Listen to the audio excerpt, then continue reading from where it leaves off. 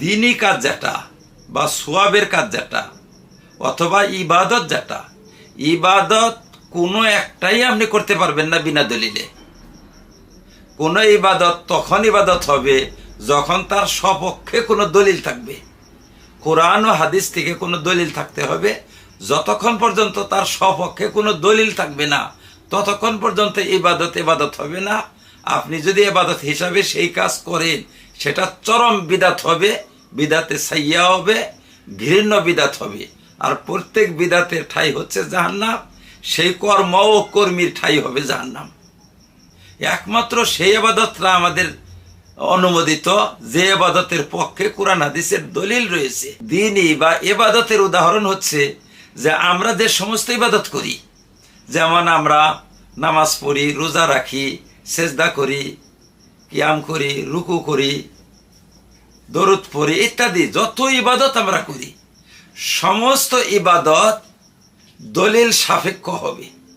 এই সমস্ত ইবাদত আমরা তখন করতে পারবো যখন এর সপক্ষে দলিল থাকবে।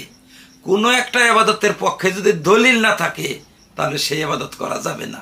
যেমন আমরা যদি একটা ইবাদত বানিয়ে নিই আজকে, যেমন ধরুন আমরা যদি বলি যে বৎসরে বৎসরে অমক কাজ করাটা ইবাদত বা পুণ্যকর্ম, সওয়াবের কর্ম, বৎসরে বৎসরে অমক কাজ করাটা, তাহলে আমাদেরকে দলিল দিতে হবে যে এই কাজের পক্ষে কোনো দলিল আছে কিনা। যদি দলিল আছে তাহলে সেটা ইবাদত হবে, আর যদি দলিল নেই তাহলে সেটা ইবাদত হবে না। যেমন আমরা সওয়াবের জন্যই তো করি। আমরা যে 3 দিনে খানা খাওয়াই, 10 দিনে খানা দেই, 40 দিনে আমরা অন্নদান করি, বৎসর পর আমরা বড় ধরনের একটা পানাহারের আয়োজন করি, এগুলো কেন করি? এগুলোকে আমরা অভ্যাসগতভাবে করি? এগুলোকে আমরা পার্থিব কর্ম হিসাবে করি না সওয়াবের জন্য করি, ইবাদত হিসাবে করি, পুণ্যের আশায় করি? কি জন্য করি? যদি আপনি পুণ্যের আশায়, সওয়াবের আশায়, ইবাদত হিসাবে যদি করেন তাহলে এই সমস্ত কর্মের পক্ষে দলিল থাকতে হবে। যদি দলিল না থাকে তাহলে সেই কর্মটা অবৈধ হবে। অবৈধতার কোনো দলিল লাগে না, বৈধতার জন্য দলিল লাগবে। কাজেই শেষ কথা হচ্ছে এটাই যে 3 দিনের জন্য আপনাকে দলিল দিতে হবে, 10 দিনের জন্য দলিল দিতে হবে, 40 দিনের জন্য দলিল দিতে হবে, বৎসরের জন্য দলিল দিতে হবে। ঠিক তেমন আমরা যে তামজারি করি এর জন্য আপনাকে দলিল দিতে হবে। দলিল কি দিতে হবে?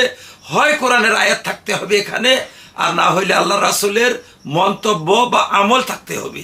একটা আমল দেখান তো, কিয়ামত হয়ে যাবে এমন একটা আমল দেখাইতে পারবেন না যে আল্লাহ রাসূল সাল্লাল্লাহু আলাইহি সাল্লাম বা সাহাবায়ে কেরাম কোনো ব্যক্তির মৃত্যুর পর 3 দিনের দিন খানার ব্যবস্থা করেছেন, বা 10 দিনের দিন খানার ব্যবস্থা করেছেন, 40 দিনের দিন কোনো খানার ব্যবস্থা করেছেন, বা বৎসরান্তরে এরূপ খাওয়ার কোনো ব্যবস্থা করেছে।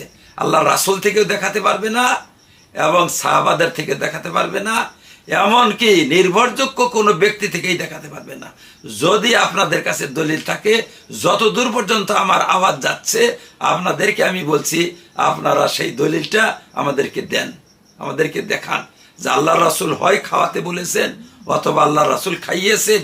এইভাবে 3 দিনা করেছেন, 10 দিনা করেছেন, 40 করেছেন, বৎসরা করেছেন তিনি, এরকম একটা দলিল আমাদেরকে দেখান, তাহলে ইনশাআল্লাহ আমরা মেনে নিব। কিন্তু মনে রাখবেন কিয়ামত হয়ে গেলেও এই সমস্ত বিদাতিরা একটা দলিল দেখাতে পারবে না। এদের হচ্ছে কি দলিল? প্রবঞ্চনা। এদের হাতিয়ার হচ্ছে প্রবঞ্চনা, এদের হাতিয়ার হচ্ছে ধোঁকা। এরা ধোঁকা দেয়। এরা বলে কি যে কিয়াম যে না জায়েজ তার দলিল দাও, কিয়াম যে না জায়েজ তার দলিল। আরে বাবা, কিয়াম তো ইবাদত, এটা না জায়েজ বলে দলিল দিতে হবে না, জায়েজ বলে দলিল দিতে হবে। জায়েজের দলিল না থাকলেই সেটা না জায়েজ।